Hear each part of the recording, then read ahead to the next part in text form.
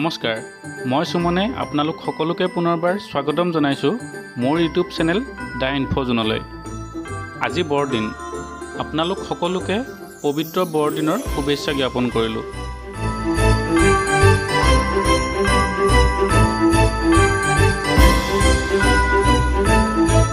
আজি আপোনালোকক লৈ আহিছোঁ তেজপুৰস্থিত ডন বস্কো কেথলিক গীৰ্জাঘৰলৈ। এই গীৰ্জাঘৰটো তেজপুৰ চহৰৰ মাজমজিয়াত অৱস্থিত।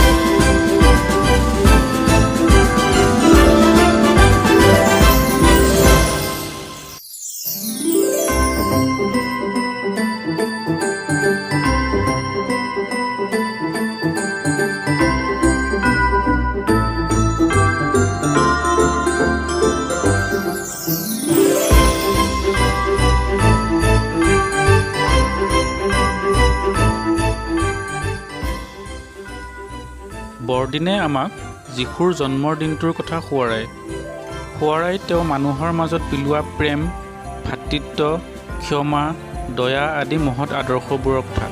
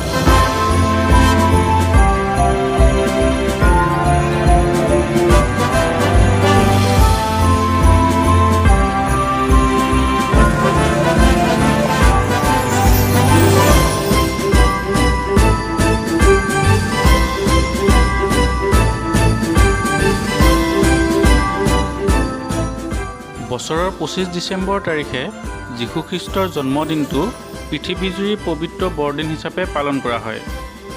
ই প্ৰধানকৈ খ্ৰীষ্টান ধৰ্মাৱলম্বী লোকসকলৰ প্ৰধান উৎসৱ যদিও গোটেই পৃথিৱীজুৰি আন ধৰ্মৰ লোকসকলেও পালন কৰে। ইয়াত প্ৰত্যেক বছৰে উলহ মালহেৰে এই বৰদিন উদযাপন কৰা হয়।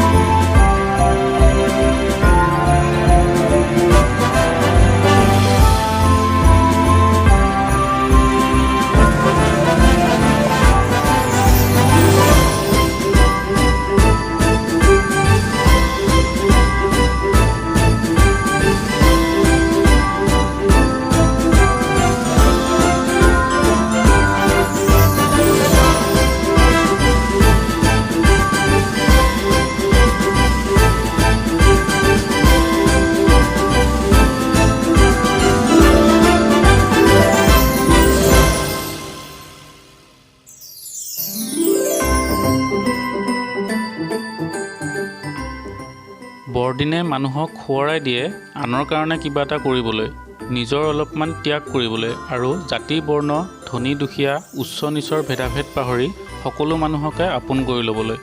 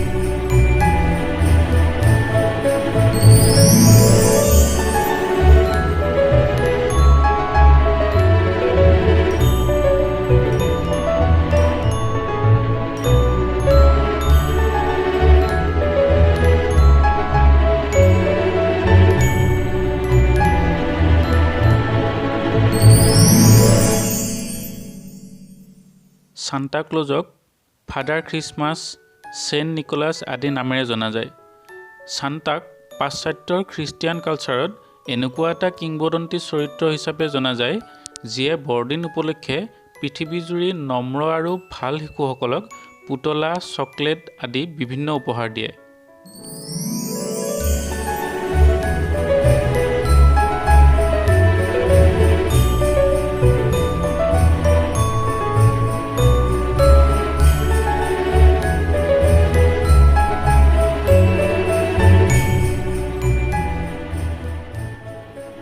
আজিৰ ভিডিঅ'টো ইমানেই আছিল।